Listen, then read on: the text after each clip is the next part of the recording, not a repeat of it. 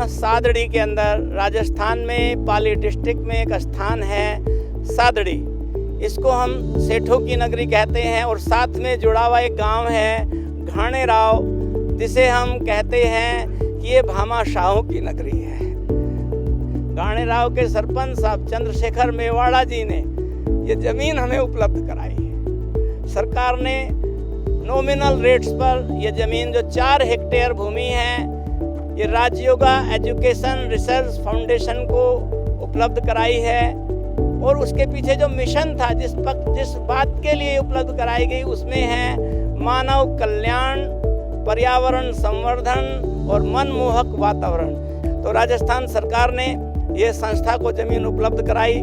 हमारी जो management board है ब्रह्मा कुमारीज का, उन्होंने सहर्ष छुट्टी दिया कि अगर सरकार जमीन देती है और हम कुछ कर सकते हैं तो और सौभाग्य होगा संस्था का इस फील्ड में काम करने के लिए।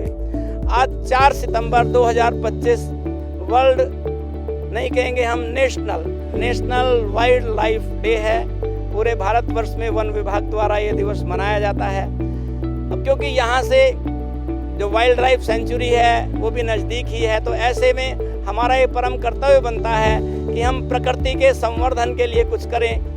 तो कल्याण सरोवर में 5000 से अधिक पौधे लगाने का लक्ष्य निर्धारित किया गया है। सितंबर मास में यहाँ इस परिसर में जो 4 हेक्टेयर का परिसर है, हम कहेंगे कि 12 एकड़ भूमि है, इसमें सितंबर मास में 5000 पौधों का वृक्षारोपण होना है। परमात्मा ने ये कार्य हम बच्चों के लिए रखा है, क्योंकि बाबा ने कहा था कि मधुबन के आसपास ऐसा आकर्षणीय केंद्र बनेगा।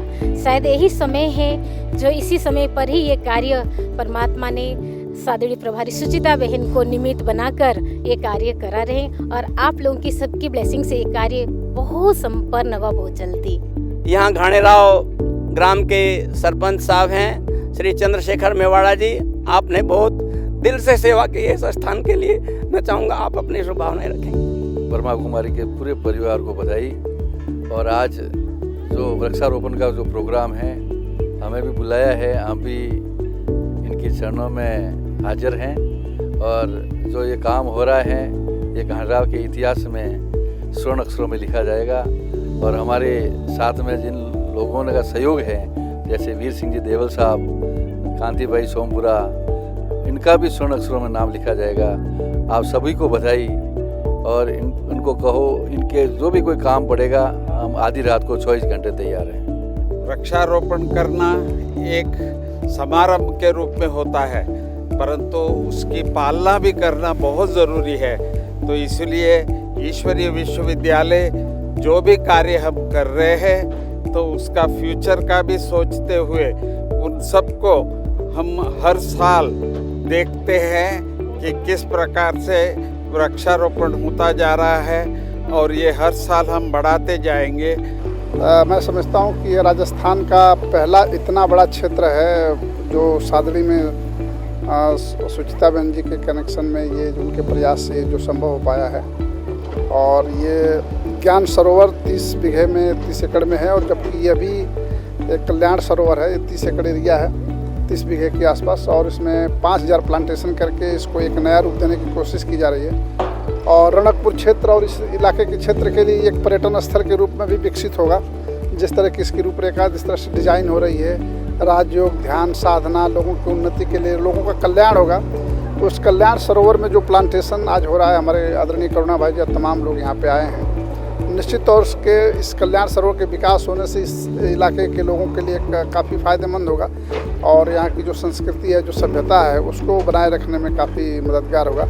इसके लिए मैं सुचिता बहन को और सुधीर भाई को बहुत बहुत बधाई देता हूँ कि उन लोगों ने इतना प्रयास करके इसके लिए किया है।